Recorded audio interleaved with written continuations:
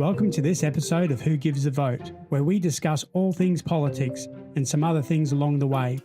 All the views expressed in this podcast are personal views and do not reflect the views of any organisation or entity that the participants may be involved with. So let's get started.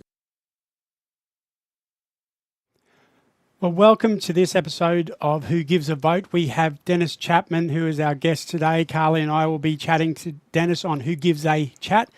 Denis, welcome. Yeah, thanks, Stuart. I'm pleased, Carly. I'm pleased to be here to give a chat. Awesome. Let me just turn this fan down because it's... There we go. I think I made that right. Yeah, sounds awesome. So just a bit of a background about you. Denis, you represent Division 8, and we'll get you to talk about where that is soon. You've been there since 2016. You won an election and you were re-elected in 2020, 2024. So that's in April. Congratulations. You'll have reached 10 years of service in council. Yeah, Stuart. And look, I'm proud to serve this community for 10 years as I'm doing, or it'll go on to 12 years, but the end of it. And I will be looking at probably standing up again because I love this community that I serve. And whenever I drive around, and I live in my division, as you probably noticed when my campaign election was, it was a lot of the time it was only candidate who lives in the division. And I'm very proud of that. But I don't only look after Division 8, I look after the Fraser Coast. And like Glenwood, I know where all the roads and everything sort of connect up. And I know that you can go to Aramra and go down Glenbar Road and come out at the back of Tyro. And I've driven those roads many a times. I know that you can go from Aramra, go around through Muscat Flats and come back onto the Browina Road. And when people talk to me about different roads and about your divisions, that's why I like the job that I'm doing under the Traffic Advisory Committee, is when they're talking about a road, I've got a good idea where that road is, or if I don't, I go and have a look at it. Yeah, and you have, in that 10 years, you've been involved in a number of significant decisions, some of them controversial, some of them essential for the growth of the community, so, including the Fraser Coast Sports Precinct, the Fraser Coast Council Chambers in Hervey Bay, the Scarness Caravan Park, which was a mystery as to why that was so heated, but it was. Torquay, was that? Sorry, the Torquay Caravan Park. Yeah, Torquay. And then the multi-storey development on the Esplanade, where there was some controversy or some angst in relation to that.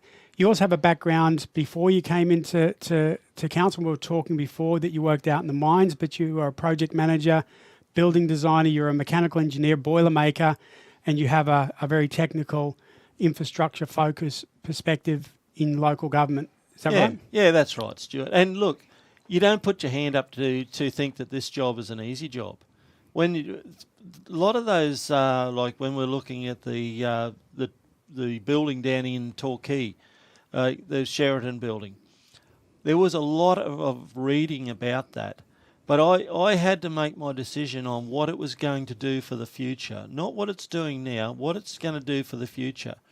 And I looked at the Sheraton, like to have something like 20 million people on their membership list, and those people would be coming, not all of them, but some of those people would look at the list to say, look at Hervey Bay. We've never been there. Let's go there. And they could be from Singapore or somewhere around the world. So they come to this region. We cannot build this region on community ratepayers' money. We need private investment in this region.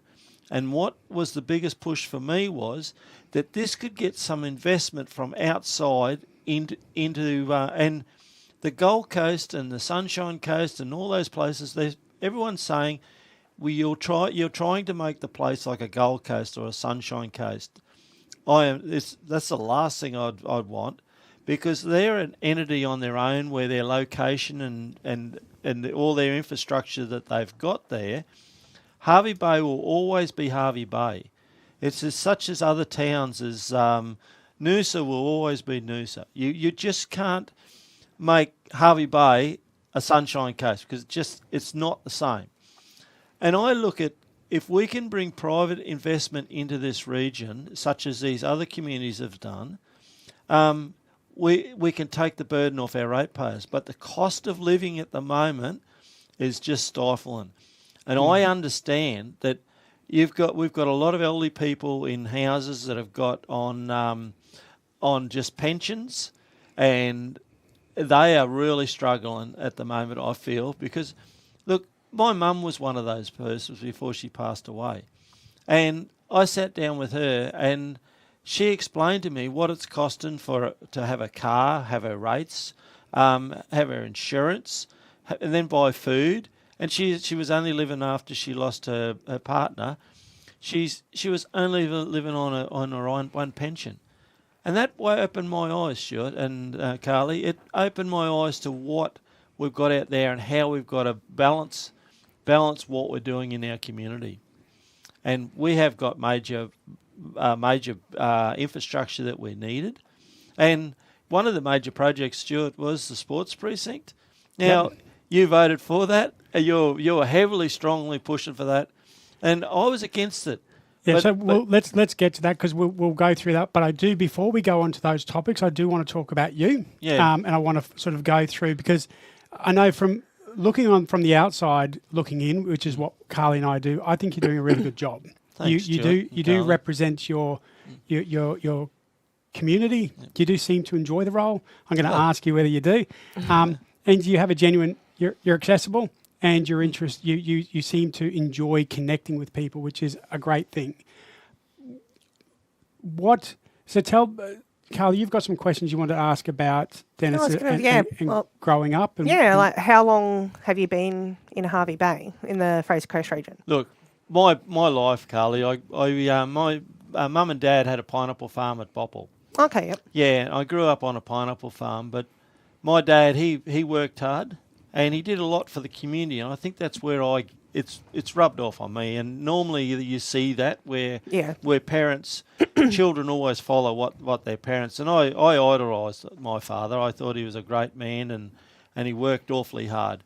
But at 8 years old, Dad had these backpacks. We were picking pineapples. We had pineapples I used to plant when I was about 6 years old. I'd have a chip hoe and I'd be digging a hole, putting a pineapple top in and that. And Dad would be saying, make sure you get them straight and everything like this. But I used to work at around 8 and 10 years old like a man. Yeah. I'd carry just as many pineapples in that pack and put them up, climb up on the trailer, drop them in. I still remember it.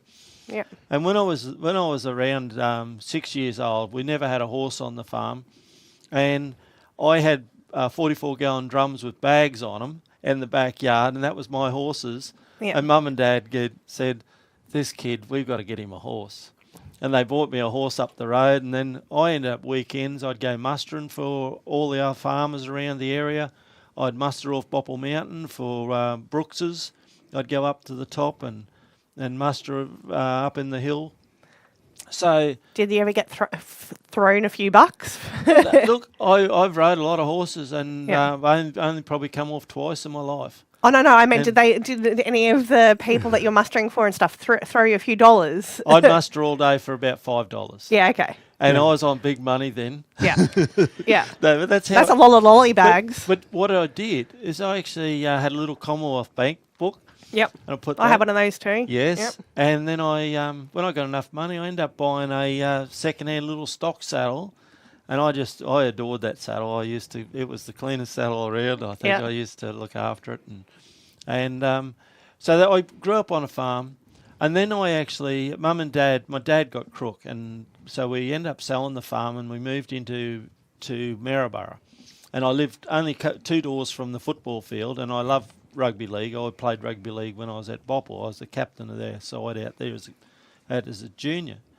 So Mum and Dad used to bring us into town to play for suburbs, and then so when we lived so close to the rugby league, I got right into rugby league, and I played till I was 30, A-grade rugby league, played front row, but at that time I'd work a couple of milk runs. I was playing rugby league. I boxed with Dennis Welby in Maryborough.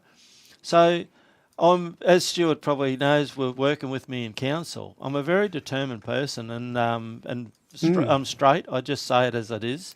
And I guess with all of that sport and everything you paid as a kid, you can probably now see the value in something like the sports centre too. I just think people that are playing sport, they're team players.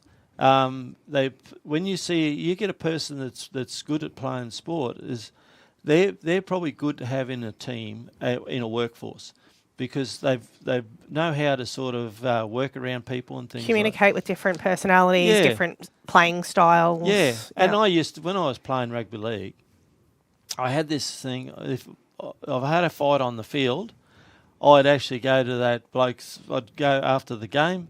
I'd say to him, "Hey, how about we have a beer?" And we called it the pig pen then, and we'd have a beer in the pig pen. And Kim McKenna and I, we used to lock heads all the time, and we were just good mates. We'd just have a beer, and that's the game. You played hard, and then you got like politics. It is. It is. So I did that. Then I got an apprenticeship at Walker's. I was got an apprenticeship, or a boy labourer first, cleaning up this foundry floor with a broom and a shovel and cleaning up dirt, carrying sand in buckets. Then they gave me an apprenticeship as a boilermaker. And in my second year in boilermaking, I got 99, 97, 98.5% for 3 exams. And they just said, "Dennis, your drawing skill is exceptional. You should be in the drawing office." So Walker's put me into the drawing office, and my first job that I worked on there was 350-tonne coal hauler trucks. And I was drawing those up. I loved the job. I just loved thinking and that. And it was all by hand back in those days.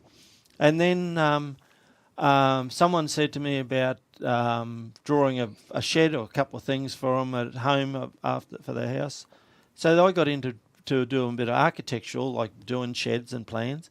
And next thing I started off working in the construction, in the building side of it, and Walker's. I went and worked for Manning Steel, which was a company Bill Manning was running in Hervey Bay, and then Gary Diamond bought that over, and I started with Gary, and so then the story goes that I ended up starting my own business as a building designer, and 21 years I had Suncoast Building Designers, and worked for did about 3,500 houses for people. And people still come up to me and say, "G'day, Dennis, how are you?" And everyone changes, and you're not sure who they are. And they said, "You built our house." And I said, "Where was it?" And they said, "Out at Cragnesh on top of the hill." And I go, "I know that house." I said, "That's the one with the steps that goes up and turns and goes up again." And they go, "Yeah, that's it. How do you remember that?" And I go, "I remember houses. Houses, not faces. Better than faces and people, because I dealt with so many people." And sure, some nights I'd work 14, 16 hours just to try and get jobs out for people. And I end up going into AutoCAD, learning AutoCAD, and then I helped with Walkers when they had their design office, help them work AutoCAD. And I found that was the best thing that I ever did, was to get into computers and learn how to draw with them. But then a guy come along, I did a subdivision, and a guy come along and said to me, "Hey, what do you do?" And I said, "Oh, I'm a building designer, but And it was a really hot day, and it was in November, and I was ramming these fence posts, and he said to me, "You can work, can't you?" And I said, "Oh, well," I said, "that's just me." And he said, "You want a job?"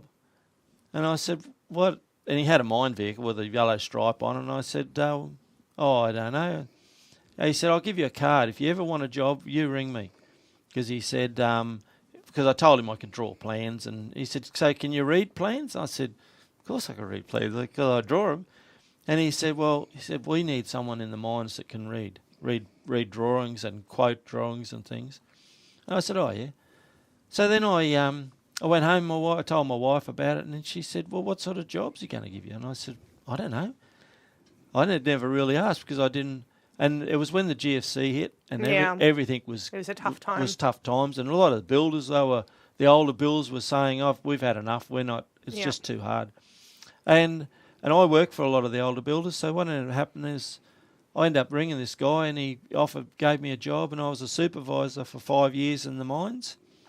But I've had a very interesting life. I've been heavily involved in Apex with the rock pop mime concerts we've run here.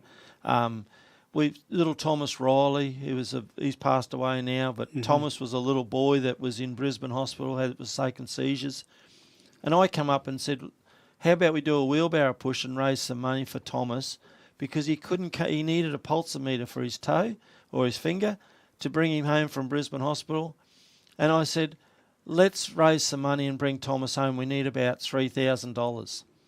And our club members said, "Dennis, we've done so much and everything. We're a bit tired and all that." And I said, "This little boy, we need to get him home so his parents can start living their life again." They're only 18 and 19, Stuart. Anyway, we ended up pushing a wheelbarrow from Urangan to Torquay, from out here at Eli Waters. Like a relay? Yeah, but it was just all the Apex work were walking beside a wheelbarrow, and people were throwing money in the wheelbarrow, and we were talking to the radio. Do you know, we got back to the Apex shed that lunchtime after we did that, and we counted it, and I rang actually Jade Riley and Deoni, and said to him in Brisbane, "We can bring Thomas home." Highlight? It was. Yeah. I remember that phone call that we raised $3,700 and we needed $3,300. And one of the girls one of the wives said, "Why don't we buy with the $400 a lovely lamb's wool rug for Thomas to lay on?" Now, Thomas got another probably 12, 18 months. He lived down here near the hospital in a house. But I'd go around to Thomas's place, and the little fella was on the lamb's wool rug, and he'd have his little meter top on his finger. And when Thomas passed away, we actually took that pulsometer that the community actually threw money into, and we took that up to the hospital and donated it to the children's ward. And it put a plaque on it from Apex, the Thomas Riley appeal from the community of the Fraser Coast. And we did that. I'm so grateful that this community got behind that. But I've got a lot of thoughts like how I've helped people. I'm out Gundyre at the moment. 3 years I've been working on their hall out there, and I'm just doing it so their community can have something nice. I was project manager of the Riding for the Disabled, and it was a bare block of dirt. I did up the design. Lucette Leighton asked me to do a design for them. Then they needed someone to project manage it. I project managed it. It cost me probably $70,000 just as volunteer. And then I went out straight after that, designed up the Bopple Museum with Alec McKellar and Lillian Brooks, or Lillian Coyne was her last name. And what ended up happening there is the museum's still running. All these projects are still up and going, and I look back at my life and think I've enjoyed. And Stuart, you asked a question you're going to ask me about, do I enjoy my job? Yeah, well, I guess the question I guess I was asking is, what is something you currently like about your job? It's a tough job. I've got to say it's a tough job. But what I really like is I like helping people. And I get if you ring me and I don't answer, my message bank's normally full on my phone. I have to say sorry to that. But I never sit there and go 101 and then listen to what's the messages. I always look to have my phone and see if it's red. And if I've missed a call, I ring you straight back. And I ring these people. And if you don't answer, I'll ring you again. If you don't answer, I'll ring you again until I try and get you. Carly, can you try and call him now and see what happens? So if it'll go red. We're on silent. He said he's going to call you. No, you try it. And yeah. And you always answer my call. Which, I do. Which is interesting because I want to really, part of this conversation that I want to have with you is that obviously we were on council together from 2016 to 2020. So yes. 2016 to 2020. It would be fair to say that we didn't get along. Is that a fair assumption? We didn't, Stuart. We were both doing the job, We both had different opinions, and we were both strong-headed about how we come together.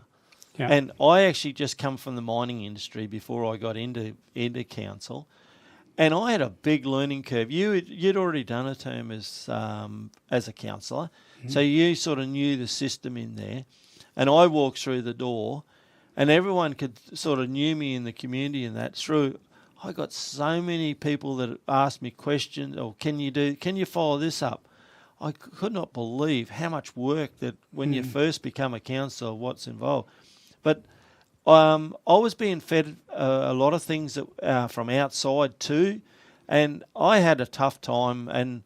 But I think when we look back at it, if we probably would have sat down a bit more and been a bit more collaborative about what we were trying to do and what we're trying to achieve, I think it probably would have been better. But we sort of come into council at that stage, and the whole council was sort of split half and half, and that's where it made it tough. It's a bit of a pressure cooker back then, like It was viewing it.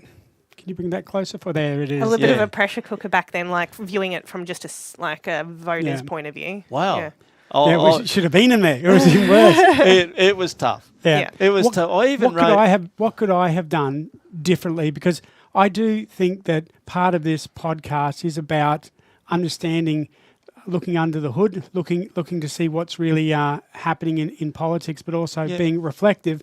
And some of the lessons people could learn are the mistakes that we make. So I'm asking you, what do you think I could have done better to improve that situation between you and me, and maybe the conflict within council? And be honest. Yeah. Well, we get on like we talk now really well, and everything like that. We're honest with each other, but I think what it was is we probably should have taken a breath, you and I, sat down and had a coffee, and just learned about like your background, my background, where I was coming from, what I was trying to achieve, and things like that. I think but we never had the opportunity, because it wasn't just the council, Stuart. It wasn't the councillors. Sorry, it was the council too. There was a rift between the in the back room, and I've got to say that didn't make life easy either, because people were pushing in the back room of where they were trying to get and things like that. And I think it just didn't make things easy for us as councillors when we first all come together. And I just think maybe we should have just all sat down and just taken a bit more of a breath and looked at what we were trying to achieve. But I think from my perspective, I talked earlier today, is that after I left council and I had time to read a couple of books, which in council you don't get a lot of time. I seem to fill my time fairly well with a lot of stuff but at the time. But currently, I do like to read good books, and one of those good books was given to me by my brother-in-law Zahn, and he sent me this Jordan Peterson book. He thought it'd be funny because he's quite conservative, and he thinks I'm a lefty, which I'm not. I'm not left. But Jordan Peterson from Canada, he has a very he has a right-wing following, I suppose, or a conservative following. But he wrote a book called 12 Rules for Life. And in that, one of the themes, and Simon Semick also wrote a book that I've recently read, thanks to Carly, that talks about this theme as well. And that is the importance of being likeable. Yep. And I think at the time when we were on council, my focus was on being right. Yep. On if I disagreed, I didn't understand the distinction between that you could disagree and still be likeable. And I think if I went in with that mindset and said, "Hey, Dennis, here's some of the issues that I'm really passionate about. This is this is something that means something to me.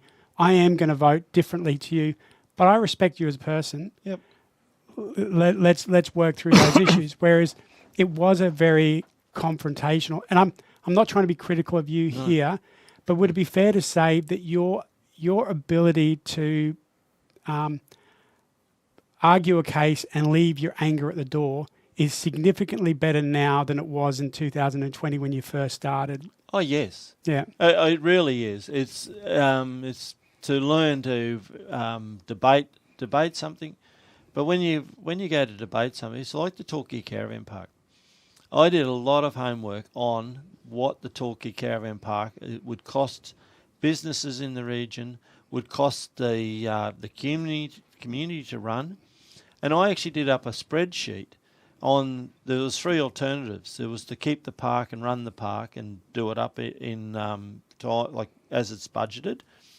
There was to turn the area into open space, and then there was an enhanced park. And I looked at the enhanced park, and by the time you've got to look at depreciation and everything on the asset over 10 years you've got to put a new playground in and maintenance. You have to have people working and keeping it all tidy, the barbecues, the toilets. I worked it out, and over a 50-year period, it was going to cost over $100 million to run an enhanced park. And then I looked at the caravan park when it's making $800,000 a year as revenue, as net revenue back to the community. Now that revenue is actually going back towards rates and other things within the community because it's money coming into the council. And I looked at the 2 graphs and I could see that the caravan park was making us money. The others were this was well worth fighting for. And it actually, the community got out there and did a petition and were very strong. There was, a good mate of mine was for the park. And I still debated, he was in Apex with me, and I still debate with him about the caravan park. But I think if you're going to fight an argument, Stuart, you've got to do your homework. You can't just go in half baked and not do your homework. It's like the Boundary Road. Now the Boundary Road one is Stuart, you're one of them, and have no recollection of that. Do you write that one? One all. Yeah. Okay. Yeah. Darren was another one where I sort of brought it to him, and I said, when I first got into council, I was looking after. We had portfolios back then, and mine was infrastructure and planning. And so what I did is I got the map, and I had a look at the map of where we had missing roads that would have been a benefit. And that's what I first, when I sat down to look at the map, that's what I'm looking for. And first thing I picked up was Arroween Road, where it goes from Kawungan through to the soccer fields. And I said, that's a project we need to do. And I'm pretty sure Stuart and Darren sort of said to me, Dennis, that's a very costly project, and it's going to cost a lot of money. So I asked Devendra, our director, sorry for calling your name, Devendra, but anyway. That's right. That's who he is. Yeah. He is, yeah. Everyone knows. He's Devendra on the website. Yeah. So, yeah. I don't like name dropping, but when it comes to workers and that. But what it is it was 21 million at the time to do the project. And so I said, rightio, if we can put $7 million away and try and get another $7 million from each government, we could get this project going. And so then I moved a motion that we do the design on it, put that through council. So we got the design, so the job was shovel ready. And Michael McCormack was acting Prime Minister at the time, and he come into Hervey Bay and sat down with the councils and had a talk with us with Keith Pitt. And Michael was looking after infrastructure, and he said, is there a project that you've got around here that's a good project that's going to benefit your community?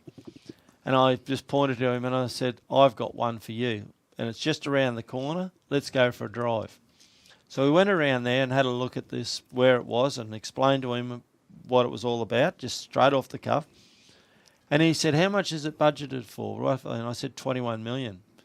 And he looked at Keith Pitt and he said, give him $7 million for it, make it work. And it went away, and that was put into the Hinkler deal. And now that road was supposed to be around about 5,000 to 6,000 people would use that road through there a day. It was what was the modelling that council had. There's over 8,000, I think 8,600 it's got up to on one day, traffic that's gone along that road. But what it's done, it's actually shifted traffic off Boat Harbour Drive over to there, and it shifted traffic off Doolong South Road, Doolong Road, and I was getting a lot of complaints from Baycrest, or Bolton Clark now it is, the retirement village. They were saying they couldn't get out of their driveway because there's so much traffic. They haven't got that problem anymore. Can be like that on Nissan Street sometimes too. Correct. Nissan Street's another bad street, which goes on to where Boat Harbour Drive is. So we're so behind on our infrastructure. I guess my point at the time, and I still, while I understand the outcome is good, it's always been my principle, and I think that's what I explained to you, is that council, as you know, provide infrastructure planning, and the planning for that road was set for a time, and that was based on what I would class as, officer assessments. So the experts have given that, and that's when they said would be the right time for it. And I was happy to trust that assessment. You had a different view, and in hindsight, looking at it now, it's certainly come on earlier, which has then it has then taken some of that pressure off. So the outcome has been great. Yeah. But I guess my argument was always process. But what I feel, Stuart, is this is on the debate side of it too, is I feel that when that development went in, it would have been good to form a lot of that up and even put two single roads in there at the time, but have all the drainage and everything done. And that wasn't done. So what actually happens is when you got to cart all that soil away out of that laneway, that area, and then bring gravel and everything in, that's trucks working on your other infrastructure roads, which are knocking your other roads around.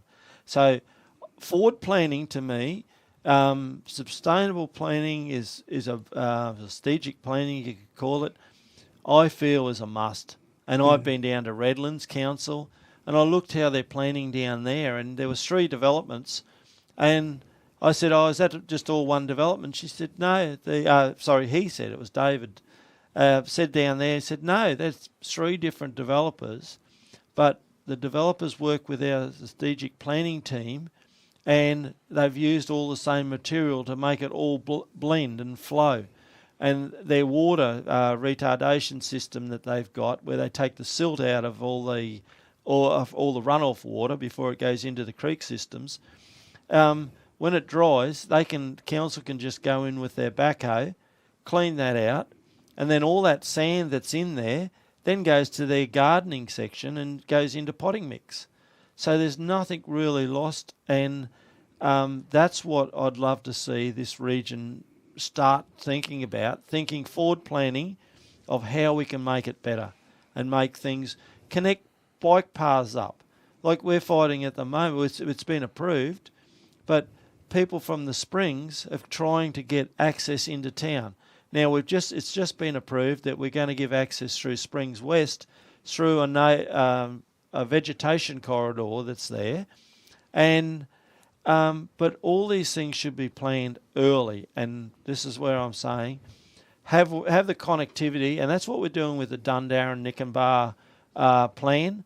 We're trying to plan early there, and I'd really take my hat off to the council staff for what they're trying to do there. But access to me, for people to get around, walk, cycle, even drive, access to me means a lot. So going back to that period that we were in council together, very tumultuous period. A mayor, Chris Loft, was investigated. You were. I'm not sure if you were investigated or, but he was certainly sacked and went to prison. You were close to him, and you were very critical at the time of that process. How difficult was that period for you personally? Oh, it was tough. I tell you straight, Stuart. I had a lot of time for Chris. Chris is a very nice man, and I feel that he was trying hard for his community. And I feel that what happened to Chris was unfair. I don't believe that what happened should have happened. So break that down, because there's 2 components to it. One is, so 3, he was disciplined for what the department felt was misconduct, and then there was the sacking, and then there was another investigation with another entity, and that resulted in being charged and imprisoned. Very, like from my perspective, very harsh punishment. I'm How long was he in prison for? 6 months, I think. I think he had a year and he served 6 months. I as you know, I'm very. It has to be. My preference is a default to try and keep people out of prison rather than put them in. So that aside, going back to the initial investigation, what was your thoughts around that? Well, Stuart, Chris put his hand up to serve the community. The community voted him in as the mayor to do a job, right? He got sacked by the state government. The state government then found out it was unlawful to sack him. The only way they could sack him is change the laws. They put it back through Supreme Court and got the law changed so they could sack him. And to me, I thought a minister could. I can't recall that happening, but I went to the Supreme Court and listened to the hearing in Brisbane. Okay. I went down to listen to the hearing because he should not have been sacked. Now, the state government never had the right to do that. So did the Supreme Court actually say those words that the state government had no authority to sack him? they didn't. No, I can't remember the words. Yeah. I got no, but that was the law. That's why it had to go. And to me, the man didn't deserve that. He did not deserve what happened to him.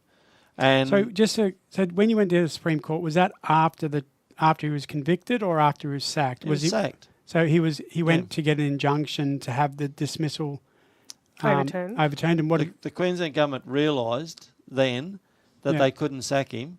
So then they took it to the Supreme Court and got the ruling changed. And so they could sack him. And that's just more like from a structural like process you're talking. Like they didn't have the authority to sack him because the people of the Fraser Coast had voted him in, yeah? no, I'm not sure how the ruling actually worked, the legal side of it all Yeah. is, but that's virtually what happened. And I just don't believe that it was right that happened. And mate, you wouldn't punish anyone like that for wanting to help their community. But Chris and I, we're still good friends, and we will stand as good friends for a long, long time because he like Chris texted me yesterday. Trauma bonding. Yeah, but I met Chris and he's got a heart in the right place. He does try and help a lot of people in the community and everything like that. So, and I sort of bonded with Chris when I first got into council, and that's probably how it stands. So Because he was new too then, wasn't he? He got voted in at the same time as you he did? got elected in 2012. 12. He got elected okay. as mayor in 2016. Oh, yeah, so he sorry. I meant as mayor. Sorry, yeah. He'd Yeah. already Chris had done a term. Yeah. Yeah. And I mean, there were situations where you got charged for misconduct for a car park in the hospital, which I don't think was misconduct myself, and I'll explain why. If you were to make a resolution about rates and you own a house, if the benefit is to the whole community, there's no misconduct. There's no benefit to you that's more than somebody else. A car park and changing that and while I disagreed with your the decision, like we disagree, I voted against it, you voted for it. I don't think that because you knew somebody who worked at the hospital that somehow that gave you a greater benefit than anyone else. So I don't agree with that decision. But I'm not asking you to justify. What I'm asking you to do is, when you think about how difficult that time was, how hard was it for you to navigate and deal with that sort of? And did you think it was right or wrong? Look, I just I think it was wrong. I think it was a bit of witchcraft. Honestly, I'll tell you up straight. I think it was what was going on. What do you mean by witchcraft? Oh, I think it was set up. It was set up against me with me supporting the mayor. Yeah. And I actually moved a motion to make the car park at the hospital. St Stephen's Hospital, there was a car park and it was became paid parking? It was paid parking, right? It was run by the council.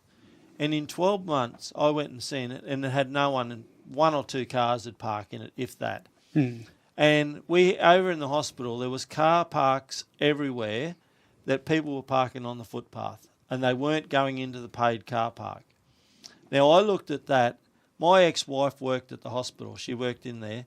But all the staff parked around the back of the hospital, and she had a tag that when she went in, it was everyone's car was it was recorded when you went in, when you went out. She never parked. She has never parked in that car park. That car park made council 78. It cost $1.2 million to build. It made $78 for the year as a paid car park. We had our residents were parking on the footpath around the council when the old council car park was there, and not using something that they'd actually spent money on of $1.2 million, spent money on, and they were made to keep spending money on it to use it, and they were saying, no, we're not using it. So I said, while the hospital has got no paid parking there, we can't. If we're going to make our car park paid, no one's going to use it. They'll just want to keep going into the free one. If the hospital make theirs paid parking, it'll get like Brisbane. Everything will start going paid parking. But at the time, we had an asset sitting there which was deteriorating in the weather that no one was using. So I said, let's turn it to free parking so everyone can use it.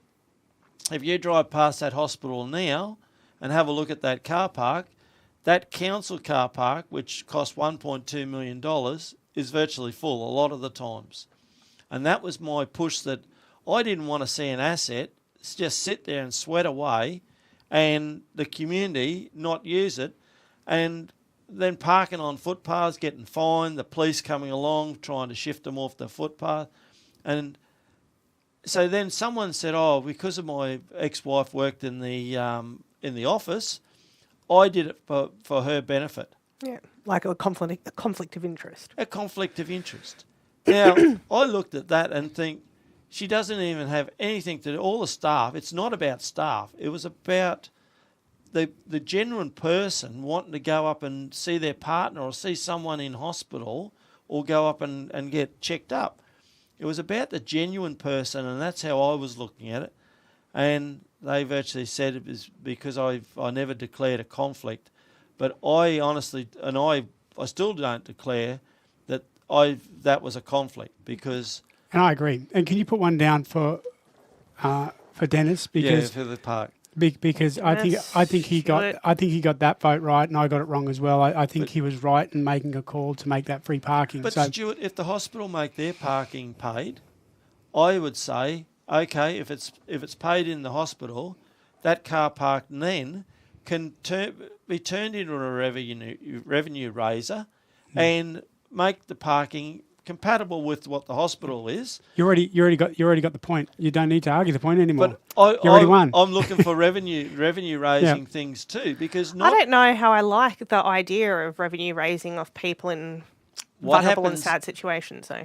But it does work in favour, because what happens if someone comes from Gympie or from Bundaberg to see someone in the Hervey Bay Hospital, and then parks in our car park for free, but they don't park in the hospital car park because it's... Oh, no, I'm saying they should be both the same. I agree with that. Yeah. So this is what I'm saying. But I think either. Why don't you make it so it's only half-hour parking there, and you'll make heaps of money, because that new robo car that comes through and gives fines can find... You'll make... How much money do you reckon you've made from that car that takes photos of... I've got no idea, Stuart. How many complaints do you reckon? How many complaints do you reckon you get about that? A lot of complaints. A lot of people are angry about it? Well, yeah, especially around I've seen the schools, community page blow up. around the schools. I know I've actually, around St James School, I had a lot of issues because it's in my area. So now what happens is it uses AI. A car drives past, it takes a photo of a car, and then it comes back again and takes a photo of a car. So rather than a ticket inspector that could maybe get through 1,000 cars a day, that's getting through 1,000, 2,000 cars an hour. Yeah, we've got one of those cars, Brisbane have got 7. Yeah, I went down to Brisbane the other day and I saw them there. Yeah. So you think you should get more? No, should. What's your thoughts on that robo camera? Look, it'd be good to have it in areas such as businesses along the Esplanade, where there's businesses want that turnover. If it's half an hour parking, do that turnover. But my thoughts are, we're outside schools and places like that where mums are trying to pick their children up and are sitting on a yellow line to turn into the school where other traffic can flow past. I find that very tough. And I've actually taken that back to council, to the staff sort of thing, and those things have been looked at and they have been waived. And it's like, you don't have any kids at school that you're going to get a conflict of interest for. Do I need to take that? I've got 2 kids at St James. yeah. But no, it's but those sorts of things is, look, you don't, for mums trying to do the job, and we look at the infrastructure that we've got there. We need more money for infrastructure around St James School, Pantlands Lane, Arraween. I was of the understanding that St James offered to donate land, so an extra road can be could have been built from Pantlands through to, is it like Old Maryborough Road or whatever, the major road?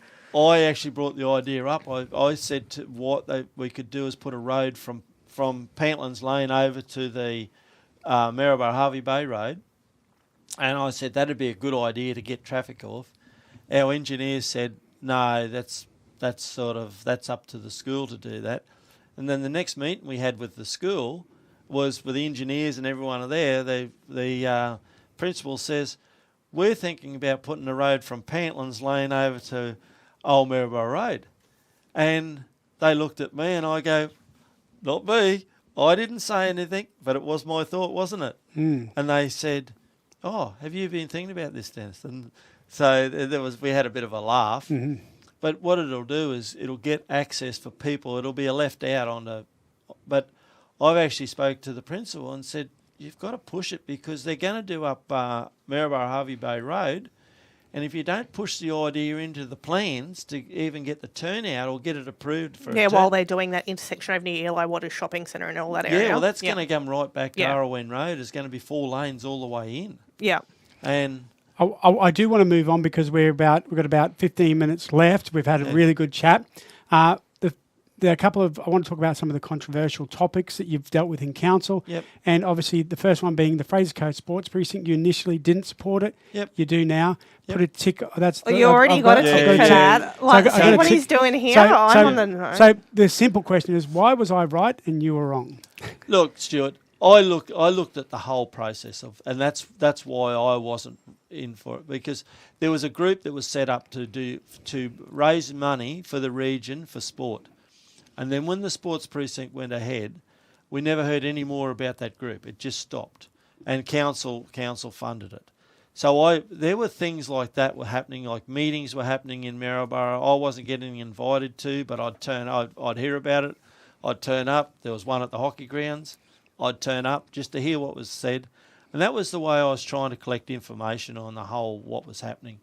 But I look at it now, and I look at OzTag, I look at the soccer, netball out there, and basketball is another one that's although that's changed recently, hasn't it? It's all going ahead. The money's been spent for that.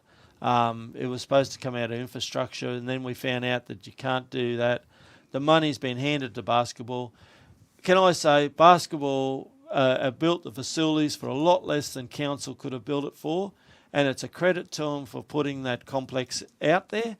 And I just think that it's another sporting venue that we've got, but it's also a venue that if there was a disaster and you needed to put people in there or whatever, put beds or something in there for people if they needed it, it's there. It's a big building.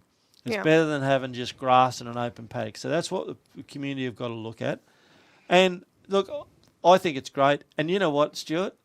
It's in a great division too. Isn't it what? Yep, that's true. It's in Division 8. So the council chambers, Hervey Bay, very controversial issue. I voted for it. But you initially were against it? No, yes. Yeah. In the early part. Give me one. Give me Oh. one. Okay. Yep, I get one. So it's 2-2 now. 2-2 because should you punish someone for seeing the merit in something and changing their mind? Yeah. But that's what happened with Darwin Road. Okay, all right. It's all. But when did you change your mind on that? After council. But you did change your mind. And you know why I changed it? I'm about to ask. The why LNP, Keith Pitt, put funding for the Hinkler deal into it, and it wasn't all coming from the community. And I went away to have a look at libraries. I went down to Victoria, New South Wales. I've been to Ipswich, been to the Sunshine Coast to look at libraries, and I've done my homework on it too. And we've got one of the highest literacies of young children going to school, and preschool and grade 1 at primary school, and not being able to open a book up and read a book, or just a basic book. Oh, you mean the lowest levels of literacy? Lowest levels. And when I went to Ipswich, I was talking to the staff at Ipswich there when we went on that tour, and they were saying that we had the same problem here, but we've actually integrated now for mothers to come in with their children and have mums and bub sessions. Yeah. And they've got interacting things that help the children, and games and different things. And I went there, and here's all the mums sitting in one corner. They're all having their coffee and having their talk. And the kids are over there reading books to each other. And I thought, isn't this great? This is what I want. Our community to have the opportunity that if you're an elderly person and you've got your grandchild, what's a good thing to do? Activities, yeah. Take him down to the library, the new library. Take him in there where this community needs this facility. I think it's important in lower socioeconomic areas to make sure that you've got facilities that maybe not as many people have access to at home. So and the other push that I've got, Stuart, for this was the project is they're saying, oh, well, it's not only the library, you've got the council staff there also. Yes, we need the building that we've got in Tavistock Street. You know how that works. It's not very good. It's like a hospital. I'm sorry. Well, it was a retirement village that was repurposed, wasn't it? It wasn't purpose built as a council. It was a different building, and it became a council chambers as a result. The mayor at the time was on the retirement village board. Yeah, and when you walk through it, it's like walking into the hospital. I've collected some cornflakes from there before, so when you're first there, you get lost, don't you? You can't work out where to go. It's really confusing. But what this will do, and the reason why I really like it, is because how many staff are currently working out of that? Well, how many staff will be working at the new Hervey Bay facility? Well, it's going to be bump in, bump out, but probably 300. 300 people a day that'll be actively utilising the CBD. It'll revitalise Main Street. Yep. People having coffees, people having lunches, people coming to the library. So you are going to get a lot of businesses there. You're going to build a centre. Yeah, for example, one of the best shops in Hervey Bay is the French chocolate shop on Main Street. He has the best chocolates, so good. But not many people go there. Yep. And it's, you want to see places like that thrive. So if you're on Main Street, jump in and grab. Go in and grab. Have you had a chocolate from there before? No, I haven't. They're good. Walk past. Walk in, tell them Stuart, or say Dana, because Dana goes there regularly. They know Dana better than me. Say Dana suggested I come in and try a chocolate. Yep. You only need one a month, mate. Just one little chocolate a month, and it just perfect. I'll do that. I think it also, apart from supporting the businesses in the area and bringing 300 more staff buying their lunches, getting around, looking at the shops, doing that kind of thing. I think that it also potentially, how you see on those renovation shows or something, one house gets done and then, it starts. You'll see it just in the suburbs of inner Brisbane or whatever, where it might have been a really dodgy suburb and then it got lifted because one person renovated and the prices went up. I think the aesthetics of that area will lift as well. Well, Kelly, what you see is there'll be one coffee shop start, and another one will start a couple of doors down, another one will start across the road. And the next thing, it starts building that environment. Yeah. And not everyone wants to go to the same coffee shop every day. They'll go somewhere else to sit down. But I mean, it won't just be coffee. It'll be a range of different things, which is really important to watch. And a when I CBD first grow. moved to Hervey Bay, I moved here in December 2015.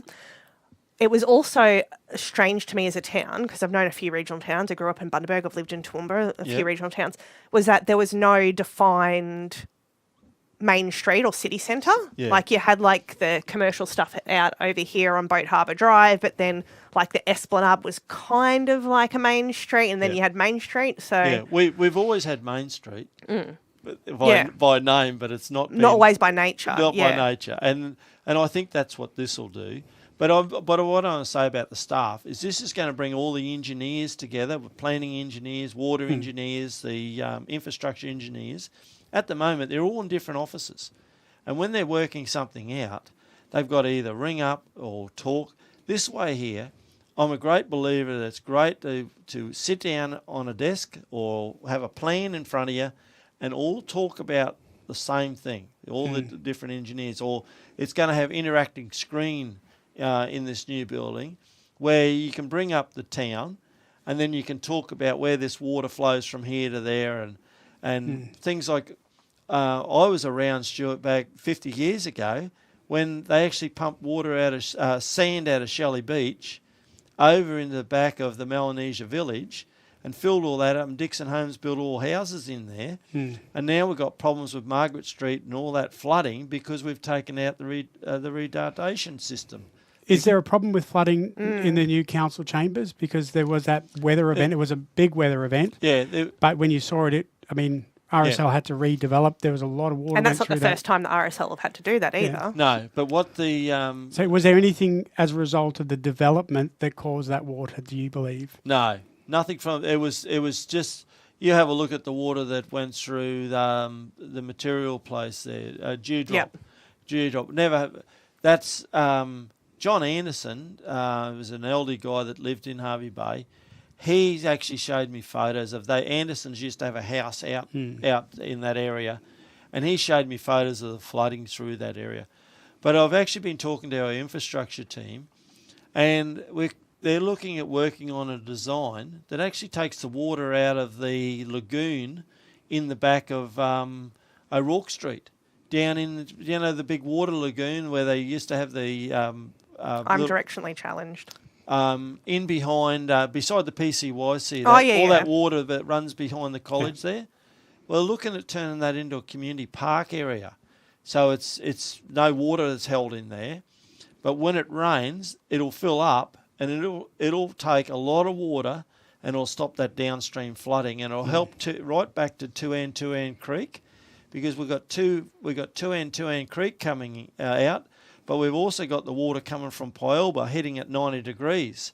And when you've got lots of water hitting at 90 degrees, that's you slow the velocity right down. And that's the other reason why Tuan Creek keeps sanding up. See, the old Tuan Creek used to come out near the Pyelba Oval. And it's been changed and it comes out earlier now. So the building itself got mitigation plans? Like, is it like an underground park that can take a car park that can take the water? But to drive into it, what it is the height that you drive in. It wasn't built to that height when the flooding happened, but it's all been finished now. That you actually drive uphill and then you drive out of it, and what that is that higher that gives the flood level higher. So that water can't flow down underneath into the car park. Where will it flow? It'll flow around it. See, once it fills up the car park, it has to just keep flowing through. Yeah. So the design is it's to mitigate flooding down into that car park. I would have thought that the car park would be better off taking some of the water. No, it would be because infrastructure-wise, it's costs not. Costs a lot of money. Bottom. Yeah. Okay. And you never want to have... So what about the buildings surrounding the council building then? What happens to the water that's flowing off the council building? You want it to make it into the drainage system and then... Yeah, it's virtually going through the same area that it's going. It's still going down that drain system. That was a unique and a ferocious lot of... weather pattern.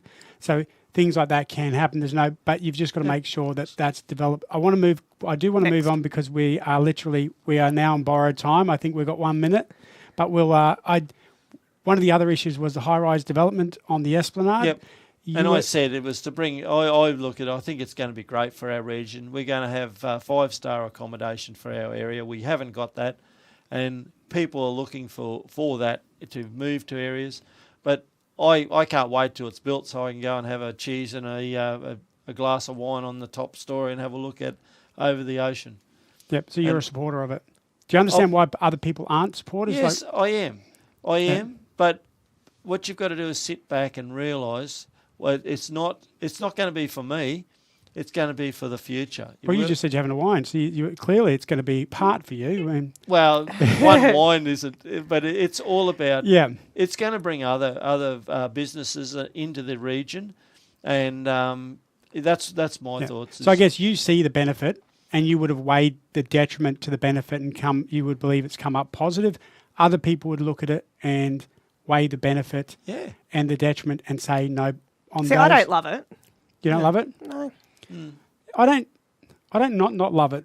I think this. I felt like that about the caravan park. Yeah, I think it was some big mistakes made. I think when they did the review and they showed you a big grey box sitting in the that's not what it's going to look like. No. And also the frontage needed to be offset. So I think some of the consultancy work should be slapped around the head because they made some.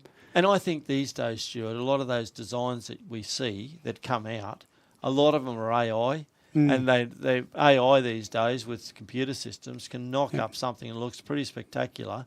It was like the big fish tank in the middle with the diving tank and all that.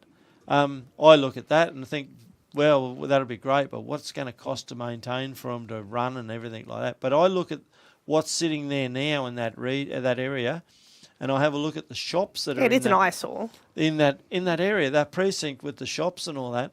And I would love that to really bring that would bring the standard of everything up. People will look at that and go, we've got to do the front of our shop up, and that's what I think. And even Maryborough, I look at the shop fronts in Maryborough. I think that's the same with the council building at Main Street. So it's lifting that whole region, and I think.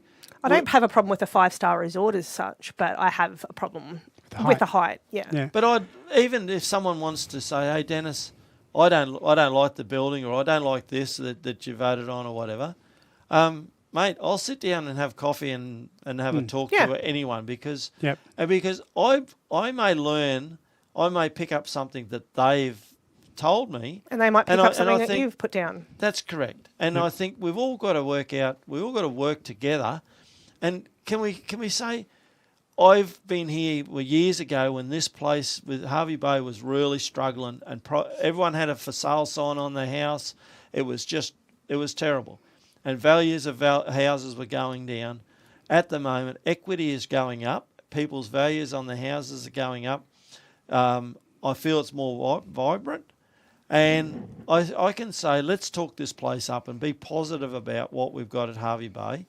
And the Fraser Coast itself, like Maryborough, I look at all. I think it's also important not to lose attributes that make Hervey Bay great as well. Yeah, yeah. But I'm here to listen. I'm here to put my point across. Yep. And I do enjoy my job, Stuart. Absolutely. The other question I wanted to ask you quickly, because we are time poor. Yep. You did run for the state election as an LNP candidate, Liberal National Party candidate in 2020. Yes. You were a sitting councillor and you didn't have to give up your job to run. No, you just stepped aside. Currently the state government is making it law that if a councillor wishes to run for council, they're one of the only people who actually have to resign their job, resign their service to the community in order to run in an uncertain campaign. Is this good legislation from the state government? Stuart, I was a representative council and I felt that I could do the job of representing the state. I put my hand up to represent the state. If I got in, then there would have been a by-election for my seat, but then there'd have to be a new candidate come into that. I never got in. I never past the post when the election was. So I moved back into my seat. It didn't cost the community any money. My will was I wanted to represent the community, and the community would not lose someone that wanted to do that job. That was had experience too. And I look at, for the person off the street to want to go into state politics without being as a councillor or being on a board, because when you're in state politics, you're actually a massive board member. And same as with council, you're a board member of your community.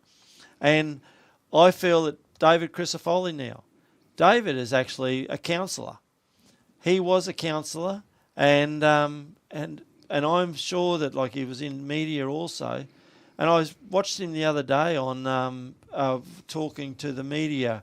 What was that on? It was on YouTube. ABC or the ABC one, yeah. Yep. And how he spoke, and I thought how well that was. But he even mentioned there that he was a past councillor.